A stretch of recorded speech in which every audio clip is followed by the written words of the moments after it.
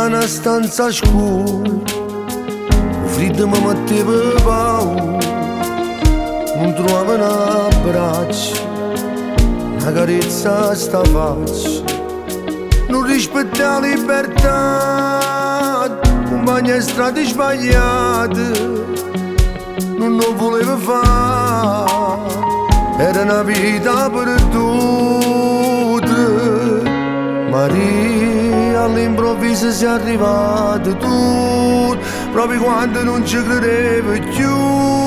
con sti passi che adoro nei mare, la prima volta che mi fatto amore, la prima stella in tuo cielo tu, si appicciata e non si studi più, stringiamo forte e non mi fa male. Ma bracciata aspettammo solo, castello d'amore tu sei per me, che sappia l'acqua e mare che stia a casa tu, che stia a casa tu, voglio vivere con te, sulla musica in tuo cuore, come servevano le parole, se mamma fa compagnia, papà. Una forza vitale, tenevo sempre voglia di cantare, a così non pensavo, a tutte che libertà, e di pensieri cercavo. Maria, all'improvviso sei arrivata tu, proprio quando non ci credevo più,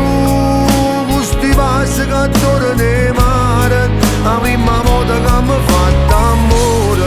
la prima stella in tuo cielo tu, si appicciata e non si studi più, stringiamo forte e non mi fa male, ma abbracciata aspettammo solo, la stella d'amore tu sei per me, che sappia l'acqua e mare che stia a casa tu, che stia a casa tu.